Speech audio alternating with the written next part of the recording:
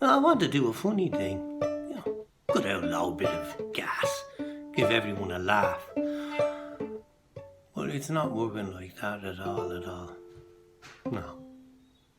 That's not the way it's happening at all. I was looking for the little red nose I thought I had, but it seems to be gone. I thought I had a red magic marker to paint me nose, but I could only find a black one. We went to Ross's Point, where sprays of misty rain blew in, like the Iron Man was flapping his oiled skins way out in the invisible grey. Willem wanted to send money home. But how? We didn't know.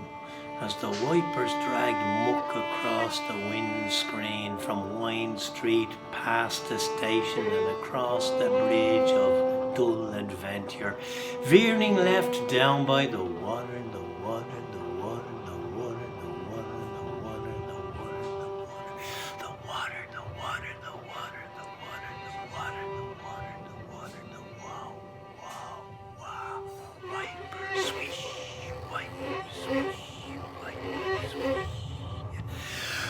I had to use Western Union once.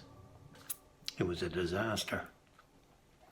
I had to buy a flight for Fida the storyteller from Amman to Dublin via Istanbul, because they wouldn't let her board a flight via Amsterdam because she was Palestinian and her feet were not allowed to touch the floor of the transit lounge, even though she had a visa to come to Ireland. Does this actually check how I'm looking? Black dot on me nose, making it theatrical.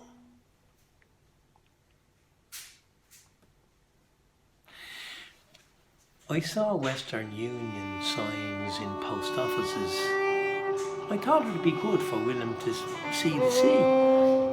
He asked for a photo once down by the Famine family, down old Sligo docks, where the car park is.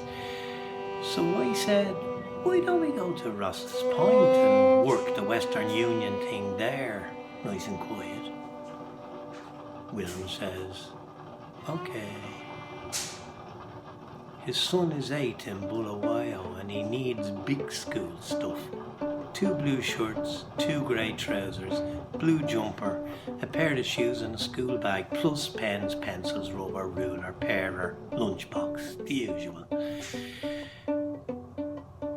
We used to get brown paper parcels covered in fabulous stamps from Sydney, New South Wales, Australia, and Winnipeg, Manitoba, Canada. Sydney, New South Wales, Australia, and Winnipeg, Manitoba, Canada. Sydney, New South Wales, Australia, and Winnipeg, Manitoba, Canada. Sydney, New South Wales. We didn't get them from the native peoples of Australia and Canada. No.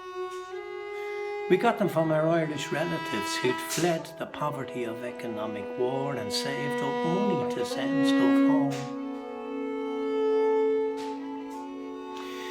That was back in the 1960s.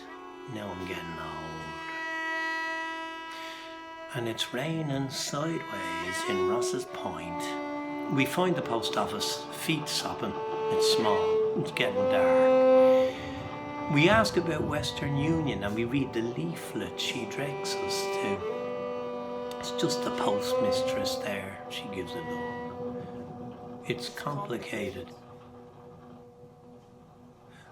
Willem has a fractured skull, a leg that doesn't bend, and he can't raise his arm. He arrived like that. No body. By body I mean government office or organisation. Did anything about the medical state he was in. Until we found safety net, they're called. And he was at last examined months later for the various things fairly seriously wrong, to say the least. He's been here nearly a year, waiting for interviews. Soon eternity. Meanwhile, Serena, also from Zimbabwe, had her application lost by the IPO. 2 years ago she arrived, applied, waited, checked again, to be told, we have no record. Back to the end of the queue for you. She's a care worker in a nursing home, recently rehoused from Globe House residency to allow for isolation so she can serve on the health front line. We get to know how Western Union works. It's a 13% markup, lots of lolly to be made, channeling the Lego bundles home. Sydney, New South Wales, Australia, and Winnipeg, Manitoba, Canada. Rainy Ross's Point to sunny Bulawayo. Willem unravels the cigar of €35 bundles he's been saving up, because he doesn't go out much because it's hard to walk for long. And the postmistress is like a spectacled fairy of calm benevolence, wandering us through the fill-formed labyrinth to equip an 8-year-old for school in Bulawayo. When I was in Zimbabwe at a festival, the Irish consul took me to the old colonial hotel. On the wall above us was an oils of the Battle of the Arawimi, where Welshman Stanley's hired hands from Zanzibar defeated the Bangala and made many of them one-bullet terminators of the Congo rubber slave empire.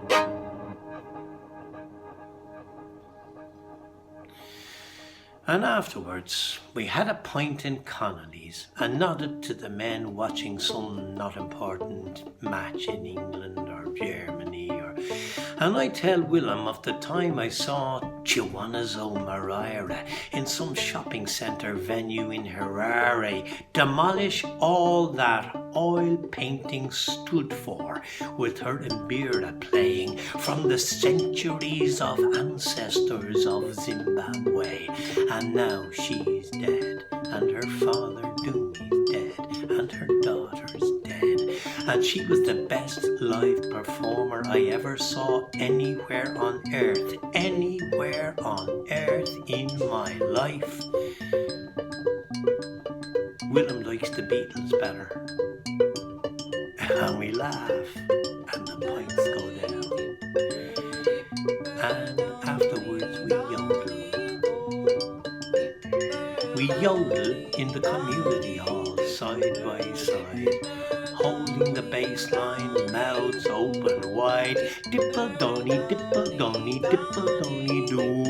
And the women yodel a counterpointing line, and together we sing a jaunty plea to our goats not to run away, as Claudia brings us to the alpine slopes, and still we feel at home.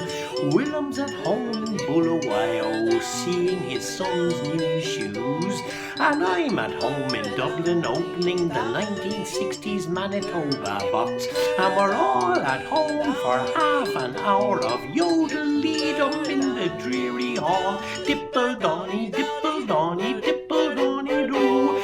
Sydney, New South Wales, Australia, and Winnipeg, Manitoba, Canada. Rainy Ross's Point to sunny Bulawayo. Rainy Ross's Point to sunny Bulawayo. Rainy Ross's Point to sunny Bulawayo.